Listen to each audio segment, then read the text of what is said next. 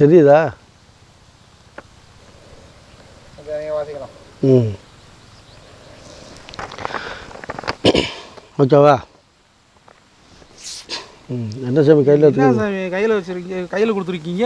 ம், அது போட்டு அந்த பக்கம் இந்த பக்கம் ஓடுது. ஓடுதா? உங்களை செக்கிங் நடக்குது. ஆமாம், என்னமோ வேலை வந்து விட்டீங்க. அதாவது நாளை விபூதி வச்சுட்டு ஓடி வரல வடிவேல் ஐயா சொன்ன மாதிரி ஏய் அப்படிங்களா? ஐயா பாருங்கய்யா, கையில் ஒருத்தருக்கே பிடிக்க மாட்டேங்காது. இவர் வெயிட்டாக இருக்கா? ஒன்றும் ஆகாது, ஒன்றும் கவலைப்படாதீங்க. இது என்னன்னு சொல்லிடலாமா? அதுக்கு முன்னாடி இறைவனை வேண்டிக்கொள்ளலாம். இதை பிடிக்கிறீங்க.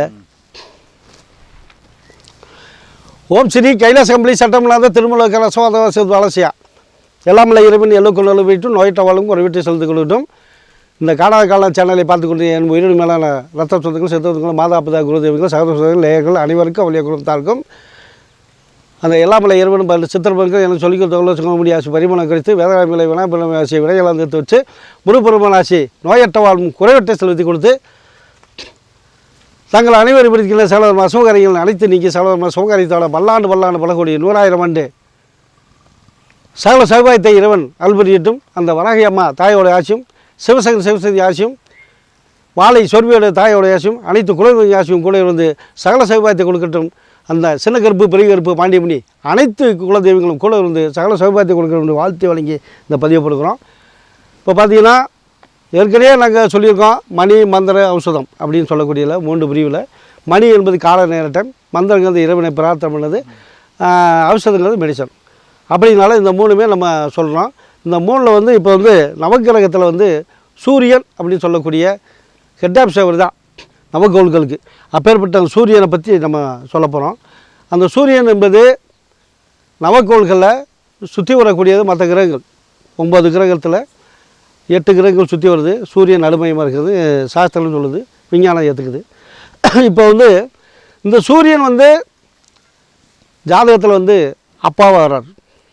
யார அப்பாவாக வர்றார்? ஆமாம், உயிராக வர்றார். லக்கணத்தில் உயிராக வர்றார். அப்போ இவருடைய நோய்கள் என்ன? இதுக்கு மேல் உள்ள நோய்கள் பூரா அவருது. இதுக்கு மேலே தலைக்கு மேல் உள்ள நோய்கள் பூரா அனைத்து நோய்களும் அவர் தான். கண்ணு கெட்டு போச்சு, காது போச்சு, மூளை போச்சு, இங்கே தொண்டையிலேருந்து இதுக்கு மேலே என்னென்ன நோய்கள் வருதோ அனைத்தும் இவருடைய கண்ட்ரோலில் இயங்குது. சரி, அது மட்டும் இல்லை, இவர் வந்து ராஜாவாக இருக்கார். தொழிலில் ராஜாவாக இருக்கார். உலகத்துக்கே ராஜாவாக இருக்கார். சத்திரிய வம்சம்னு சொல்லுவாங்க. ராஜாவாக இருக்கார், யாருக்கும் அடிபணிய மாட்டார். அப்பேற்பட்ட இவர் வந்து இவருடைய மூல தெய்வம் யார் அப்படின்னுட்டா வேற யாரும் இல்லை, நம்மால் தான். யார்? நான் தான் சொல்லணுமா? சூரிய பகவான் யார்? சிவபெருமான் தான். சிவபெருமான் தான். சூரியன் யார்? சிவபெருமான் தான். அந்த சூரியன் வந்து அந்த சிவபெருமானுடைய ஆதிக்கத்தில் இருக்கார். எல்லாமே சிவபெருமான் தான். இருந்தாலும் ஒவ்வொருத்தருக்கும் ஒரு பதவி கொடுத்துருக்காங்க. அப்படின்னா அந்த சூரியன் பகவான் வந்து ஒளியை கொடுக்குறார். ஒளி ப்ளஸ் ஒளி அலைகள் ரெண்டையும் கொடுக்குறாரு. வெளிச்சத்தை கொடுக்குற மட்டும் இல்லை, அந்த காஸ்மிக் எனர்ஜியை கொடுக்கக்கூடியவர், நல்லது செய்யக்கூடியவர், கெட்டதிலிருந்து விளையக்கூடியவர். இது வந்து தேவ வர்க்கத்தை சேர்ந்தவர். அது மட்டும் இல்லை, சேப்பு கலர் பூக்கிற பூரா இவருடைய கண்ட்ரோலில் இயங்குது. எப்படிங்க? சேப்பு கலரில் சேப்பு கலர் பூக்கிற பூரா இவருடைய கண்ட்ரோல். ஆமாம் ஆமாம் ஆமாம் ஆமாம், சேப்பு கலர் பூரா இவரு தான். மாணிக்கமாக இருக்கார் நவரத்ன. அப்புறம் பார்த்தீங்கன்னா மெட்டலில் வந்து காப்பராக இருக்கார். காப்பர்னா என்ன? செம்புன்னு சொல்லுவோம், புரியுங்களா? அடுத்து பார்த்தீங்கன்னா பாசானத்தில் துருசாக இருக்கார். சல்பர்னு சொல்லுவாங்க. என்னவா இருக்காது? துருசாக இருக்கார், துருசு. அப்புறம் பார்த்தீங்கன்னா இன்னும் இதில் எடுத்துக்கிட்டோன்னா நிறையா விஷயங்கள் சொல்லிக்கிட்டே போகலாம் இவருடைய கதைகளை. அப்புறம் பாருங்கள், இந்த சூரியனுடைய ஆதிக்கம் உள்ளவங்களுக்கு இது சம்மந்தப்பட்ட நோய்கள் வரும். தலை சம்மந்தப்பட்ட நோய்கள் வரும். அதுலேயும் பகையாக போயிட்டால் இன்னும் அதிகமாக வரும். அது ராகு கேது இருந்தால் இன்னும் அதிகமான சோரியாசம் கொண்டு உண்டாகும். மூளையில் கட்டி அப்படின்னு சொல்கிறது இவர் தான். அதில் ராகு மட்டும் இல்லை, செவ்வாயோட பிரச்சனை செஞ்சுன்னா ரத்தம் கெட்டு போச்சுருவாங்க. இப்படி எந்த கிரகம் கெட்டதாக இருக்குதோ அதெல்லாம் இதோட சேரும்போது அவருடைய நோயும் இதுக்கு வந்துடும், புரியுங்களா? அப்புறம் சுக்கரனுடைய பகை பெற்று வந்துட்டாருன்னா கிட்னி பிரச்சனை வந்துடும். குருவோட பகை பெற்று வந்துட்டால் ஹார்ட்டு பிரச்சனை வந்துடும். இப்படி எந்த கிரகத்தோட ஆதிக்கம் இவருக்கு பகையாக போச்சுனோ அல்லது அந்த வீடு பகையாக போச்சுன்னா கண்டிப்பாக அவருக்கு இதுக்கு மேலே உண்டான நோய்கள் பூரா உடல் ரீதியாக வந்துடும் அப்படின்னு சாஸ்திரங்கள் இருக்குது.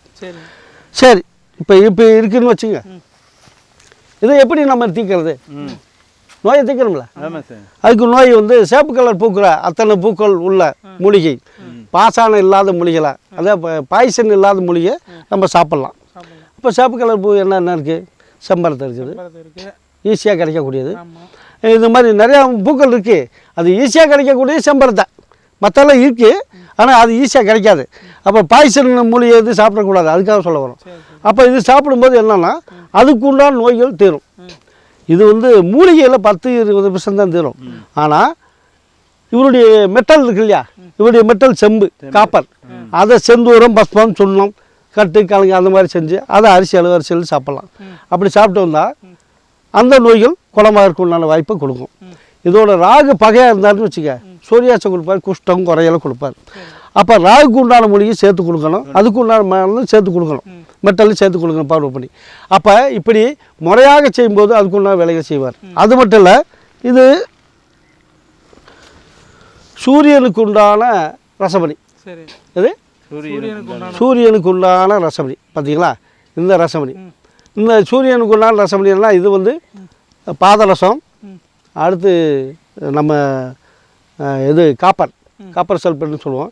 இந்த முறையில் தயார் பண்ணது. ஏன்னா இவங்க சம்மந்தப்பட்ட பஞ்சபூதம் சம்மந்தப்பட்ட முறையில் தயார் பண்ணது. அப்போ இந்த மூலிகை, இந்த ரவணியை நம்ம போட்டுக்க போகும்போது அந்த உடல் ரீதியாக, தலை ரீதியாக இருக்கக்கூடிய பிரச்சனைகள் ஆட்டோமேட்டிக்காக கொஞ்சம் கொஞ்சமாக குறைய ஆரம்பிக்கும். இது பொதுப்படையான மணி. இதுலேயே வந்து செந்தூரம் பஸ்பங்கள் நம்ம செய்கிறோம். இந்த மாதிரி செந்தூரம் பஸ்பங்கள் செய்யலாம். இது செந்தூரம், இதுலேயே பஸ்பம் இருக்குது, சுண்ணங்கள் இருக்குது, கட்டு, கலங்கு இருக்குது. இந்த மாதிரி அதை செய்யும்போது அதில் அதை வெளிப்படையாக நம்ம போட்டுக்கலாம். இது உள்ளே சாப்பிட்றது எவ்வளோ சாப்பிட்றது? 10 சேரு 10 படி அல்ல, ஒரு அரிசி அளவு தான் மருந்து, அரிசி அளவு தான் மருந்து. இப்படி சாப்பிடும் போது துணைக்கு இதுக்கு துணைக்கு சூரணம், இது சம்மந்தப்பட்ட சூரணங்கள் சேர்த்து கொடுக்கும்போது சீக்கிரமே நோய் சரியாகும். அப்பேற்பட்ட வேலைகளை செய்யக்கூடிய நம்ம கிரகத்தை பற்றி சொல்லியிருக்கோம். சரி, இதில் என்ன அப்படி விசேஷம் அப்படி நம்ம சொல்லிடலாமா? சித்தர் பெருமக்கள் சொன்ன முறைகளை இங்கே சொல்லிடலாமா? இந்த ரசத்தில் வந்து இந்த ரசத்தை சட்டையே கலட்டணும் பாங்க.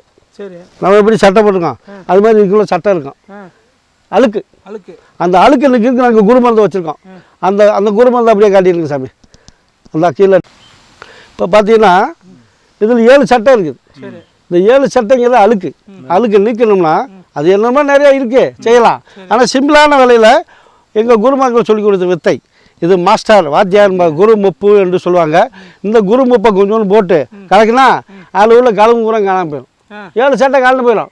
பியூர் ரசம் சுத்தி ஆயிடுதுன்ற அந்த ரசத்தை நம்ம கிளீனாக நம்ம வந்து ஓகேவா, அந்த ரசத்தை நம்ம இந்த மாதிரி மணியாக்கி அதை வச்சுக்கிட்டோம்னா அந்த இது வேலை செய்யும்.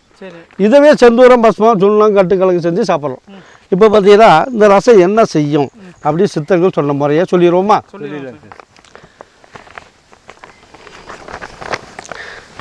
கிரகம் வந்து சூரியன், கிழமை வந்து ஞாயிற்றுக்கிழமை. இவருக்கு வந்து கிழமை வந்து ஞாயிற்றுக்கிழமை 24 ஹவர்ஸ் அவருடைய கண்ட்ரோல் இருக்கும். இப்போ 5 வருஷம் ஆட்சி இருக்கும் இல்லையா, அது மாதிரி இது 24 ஹவர்ஸ் அவருடைய கண்ட்ரோல் இருக்கும். அது இந்த கிரகம் ஞாயிற்றுக்கிழமை மட்டும். அப்போ பார்த்தீங்கன்னா இந்த பாதரசத்தில் உள்ள வெள்ளி, ஈயம், இரும்பெல்லாம் இதில் இருக்குது. அந்த வெள்ளி, ஈயம், இரும்பு ஆகியவர்களை பிரித்து ஆராயக்கூடிய விஞ்ஞானம், அதில் உள்ள உயிர்காட்டை மட்டும் ஆராய முடியாமல் போனது நமது விஞ்ஞானத்தை முதிர்ச்சி எட்ட தன்மையை சொல்லுது. சின்ன பிள்ளை தலைமாக இருக்குது, இதில் ஏகப்பட்ட விஷயம் இருக்குது, இதை கவனிக்காமல் இருக்காங்களே அப்படின்னு அழுத்தமாக நம்ம ஆளுங்க சொல்கிறாங்க முன்னோர்கள். அப்புறம் இதில் என்ன இருக்குது அப்படின்னு இன்னும் சொல்கிறாங்க. பெருமூளையில் மூளை, சிறுமூளை, பெருமூளை இங்கே இருக்குது. இந்த பெருமூளையில் உள்ள கழிவுப் பொருட்கள், பெருமூளையில் உள்ள கழிவுப் பொருட்களுள் இருக்கும் அக்னினா நெருப்பு. பெருமூளையில் உள்ள கழிவுப் பொருள் உள்ள அக்னி ஆகிய நெருப்பு ஜடாக்குழி, அதாவது மூலாதாரம் சொல்லுங்க, இந்த பின்னாடி குண்டி பின்னாடி குருத்தளவு கீழே வர்ற மூலாதாரத்தில் உள்ள ஜடாக்கினிங்கிற அது ஒரு நெருப்பு. அந்த ஜடாக்கினியோட கலக்கிற நேரம் உயிராக வடிவடிக்கிறது. உயிர் எப்படி வடிவடிக்குது? ஒரு மனுஷனுக்கு உயிர் எப்படி இருக்குன்னு சொல்கிறாங்க இந்த நேரத்தில்.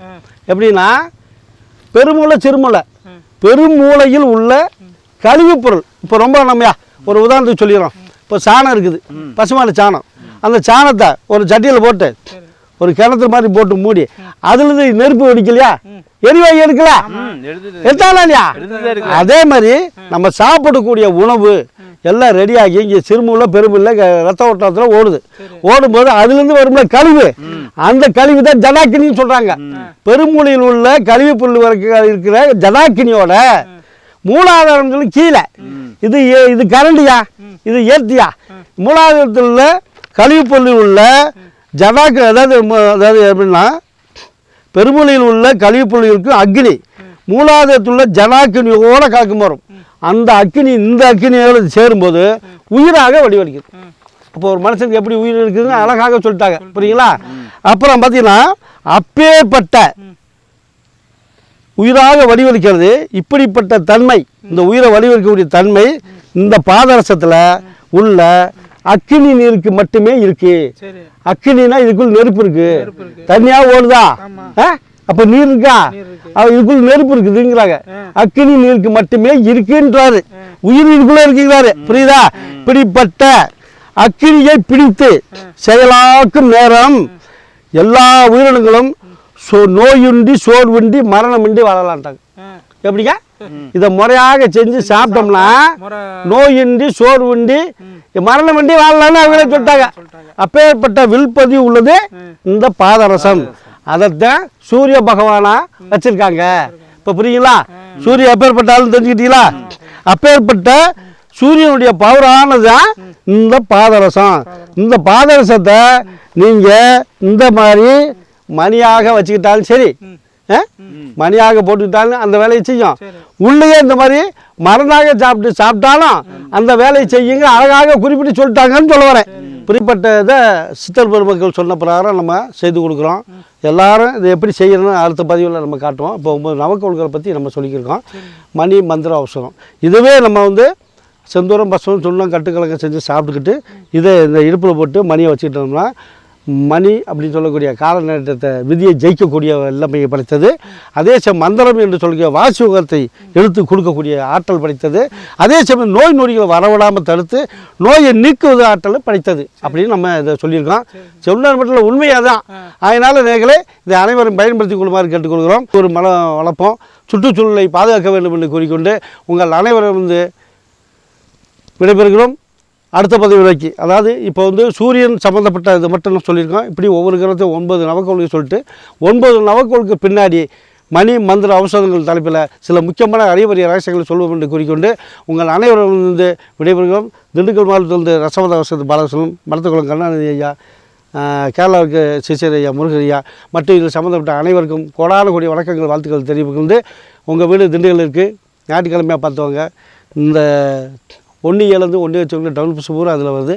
வரதாஜன் காம்பவுண்டு, நத்தனூர் வழியாக ஆரம்பிச்சு காலனி, திருவள்ளுவர் ஸ்கூல் ஏற்ற மாதிரி வீடு என்று கூறிக்கொண்டு பல்லாண்டு பலகோடி 100,000 வாழ்க என்று வாழ்த்து வருகிறோம். இந்த மாதிரி விஷயங்கள் அனைவருக்கும் தெரிய வேண்டும், கற்றுத்தர வேண்டும் என்று கூறிக்கொண்டு விடைபெறுகிறோம். நன்றி நன்றி நன்றி, வணக்கம் ஐயா. மீண்டும் சந்திப்போம்.